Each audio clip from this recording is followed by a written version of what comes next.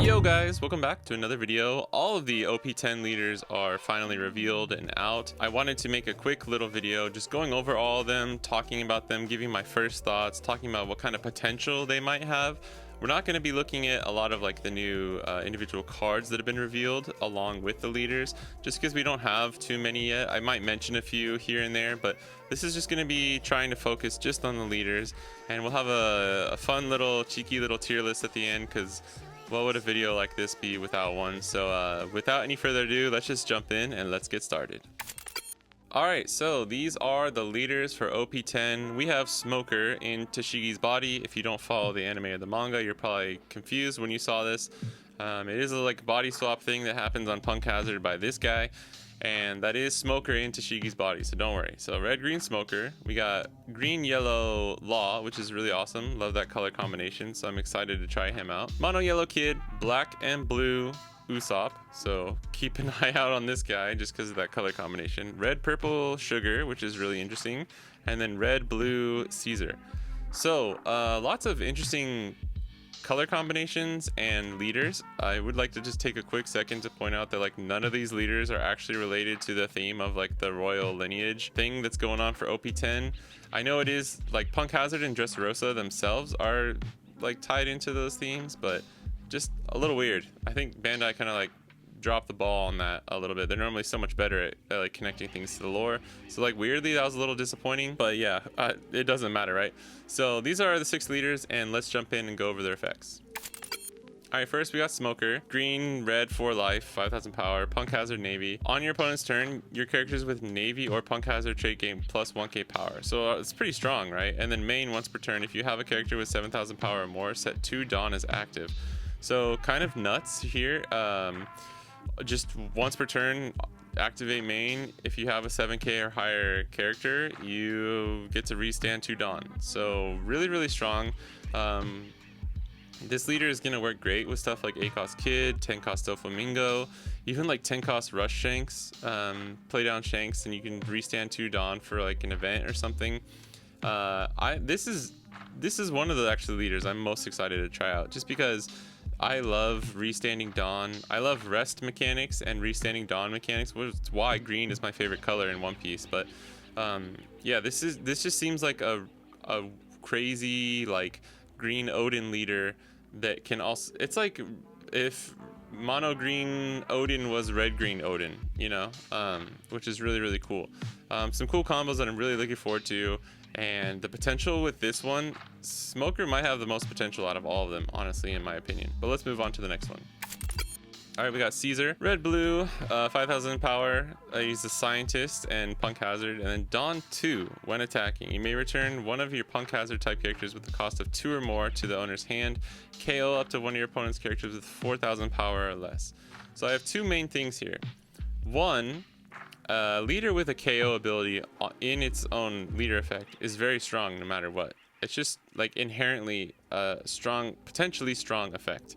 But 2, a Dawn ×2 and on attack effect is a very high cost to meet. And when you're also dealing with cards like, you know, Arlong, 10-cost Dofi, things that can stun or lock your leader, or just prevent your leader from attacking in some way, when your leader has to attack to get the effect off, it is a little bit of a weakness there.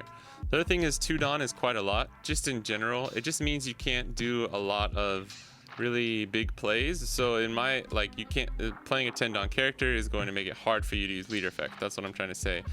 So this seems like it's going to be like a kind of mid-rangey control KO kind of build. And so far from the support we've seen, he seems like kind of fun, kind of interesting, but not super strong just yet. We've seen like Mono Black Sakazuki, how having KO abilities within your own leader effect is strong, but if the conditions to meet them are difficult, or if you end up losing too much value by trying to meet them, it actually ends up not being worth it. So we'll have to see how this goes. 4000 or less is actually pretty good. That's pretty high.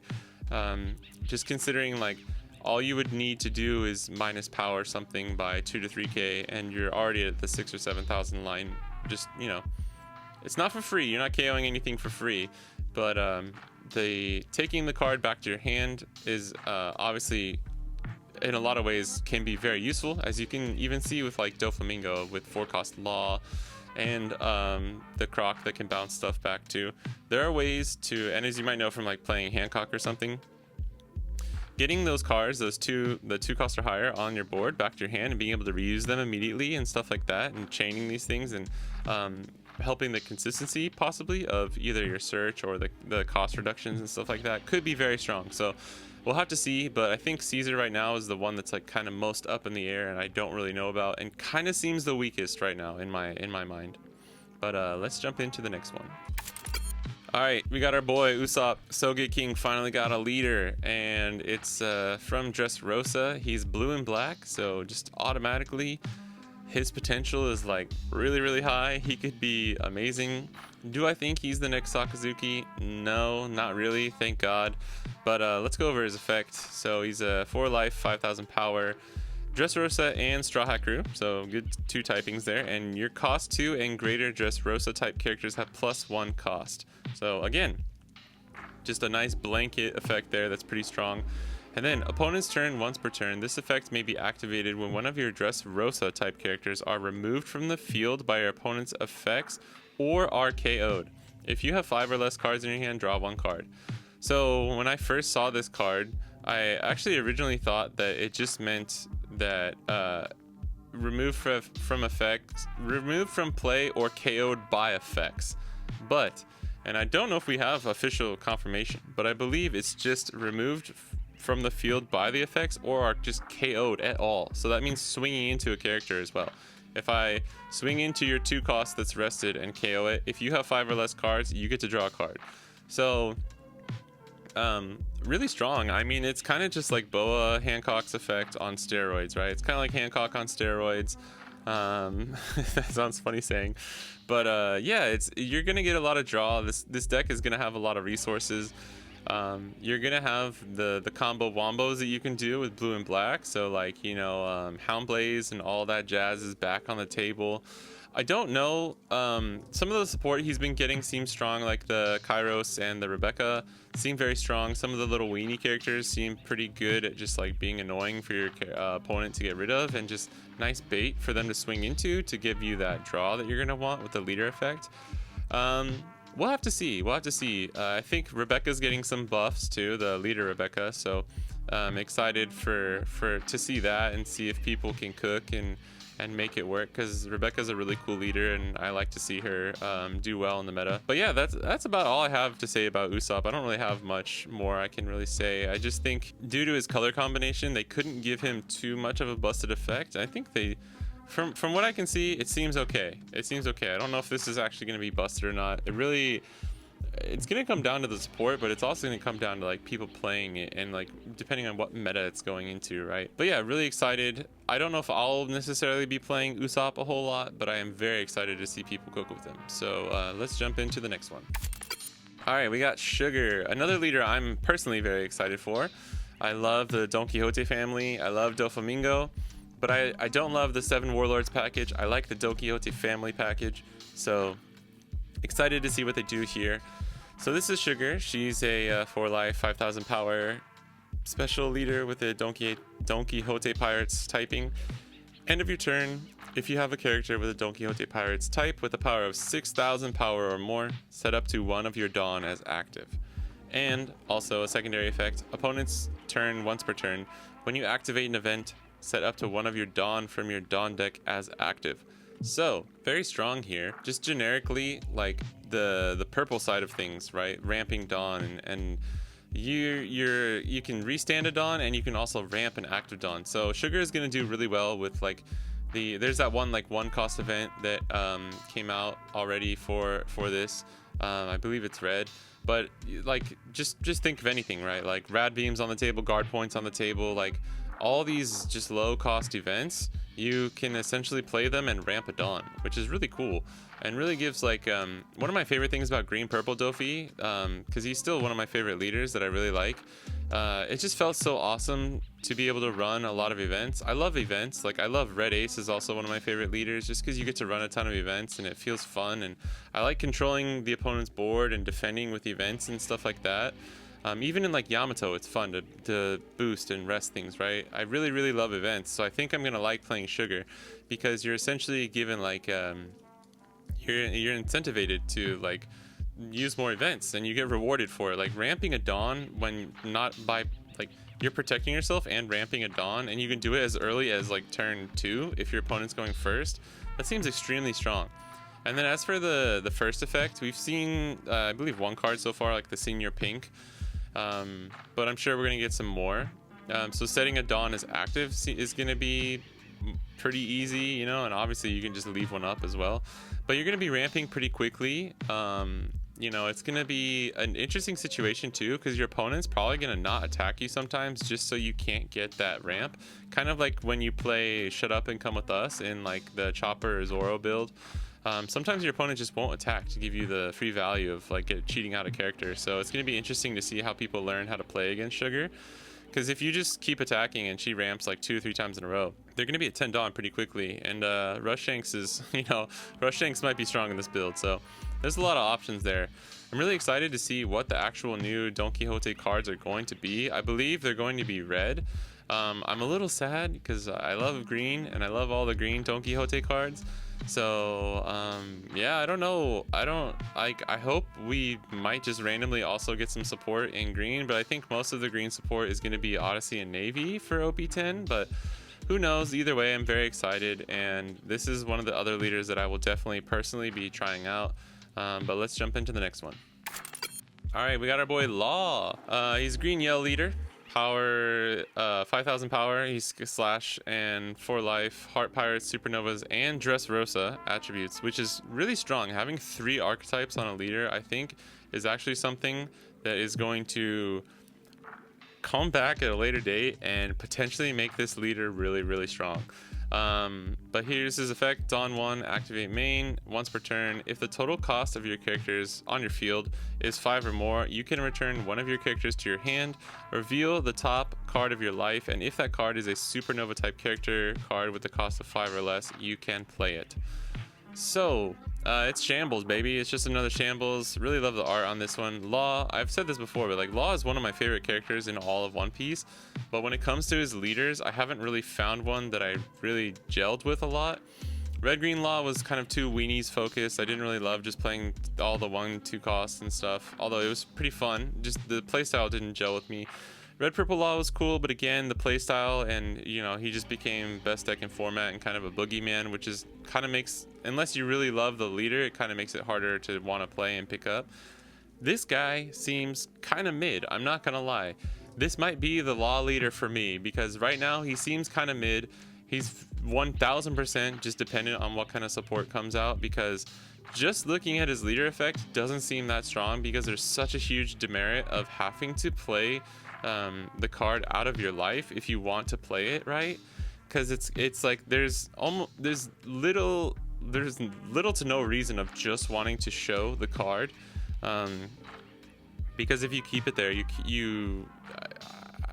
I don't know, I guess you could, if it's already face up, I think you could technically show it again, like reveal it again and play it, but yeah, this is going to be completely dependent on what kind of cards come out, but I love yellow and green as a color combo, and I like Law, and I like the supernovas, so let's see. Would be cool if we get some, like, I know yellow's getting the supernova support, but just to get a few heart pirates in there and stuff too, like a Beppo, yellow Beppo or yellow Shachi and Penguin would be pretty cool. Yeah, and I'm just excited here too, because any support that comes for this leader and the kid leader is going to be potential support for stuff like Yamato as well, or just, you know, some of the Wano leaders. If we can get some green supernova support, that'd be cool too, because I'd love to have a little bit more support for Bonnie going into the new sets, but I don't know, we'll see. Really excited to try him out, but if I'm just being completely honest, I don't think he's immediately that strong. But let's move on to the last leader, which is Captain Kid. We got Kid. He's a 5 life mono yellow leader, 5,000 power, supernova and kid pirates. At the end of your turn, you may turn the top card of your life card face up, set up to one of your 3 to 8 cost characters with a supernova type active. That character then gains blocker until the end of your opponent's next turn. So this actually seems very strong. and seems very fun to play. If you ask me, I think Smoker and Kid are probably the two leaders I'm most excited, just based on like the playstyle and their leader effects. And then Smoker and Sugar and Law would probably be right behind there. This is going to be really strong. There is a new ACOS kid on the block. There's a yellow ACOS kid that got revealed. It's a really strong card, and you're already just seeing like the potential. Whereas like yellow green Law, we're like we don't know. We're like, I have no clue. It's kind of just completely dependent on what comes out. But even like yellow kid, there's already a few like cool combos that you can think of, even with just like the 5 cost the trash a life draw card Luffy from the starter deck. There's a new Bonnie that got revealed. The new ACOS kid is going to be really good. There's a new Hawkins that got revealed that I think could be played in Kid and Law. So there's a lot of potential here, and just the fact of like being able to, obviously, like say you have the ACOS yellow kid on your board, if you swing, well, its effects can already rest it, which is really strong on play, because then you can just turn your life over and make it active and a blocker. But let's just say you just attack. You can just attack with it, and then at the end of your turn, flip your life over and then make it active.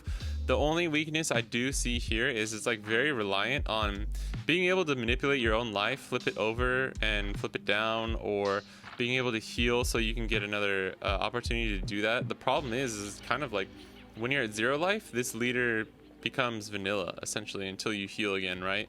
So I do think there are some certain inherent weaknesses to this leader, but I think it's going to be potentially very strong and very punishing.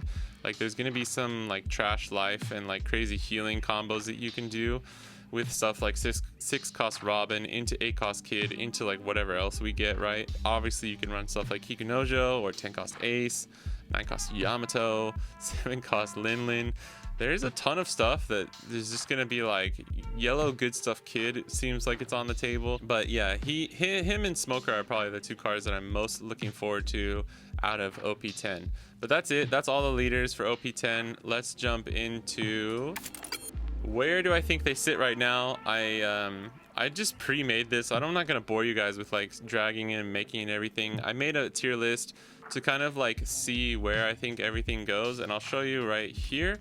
The way I went over this is like, it's so hard with like little to no support seeing like what cards we're actually getting to put things in like a SA or 1.5 tier. So what I did is like just tried to think of like what's the potential ceiling for all of these leaders, like where could they, if they got the right support, like where could they end up, right? Because if you think of like Blue Dofi, right, he's obviously an OP1 leader that's been out forever. So his potential ceiling, people knew his effect was really good. And they knew that if you could just get some more cards like Weevil where you're drawing in and getting more card resources, that his ceiling was always potentially like really high, right? And same with Red Purple Law. Like all he needed was the way to ramp Dawn and make it hurt less to use his leader effect, right? Stuff like that.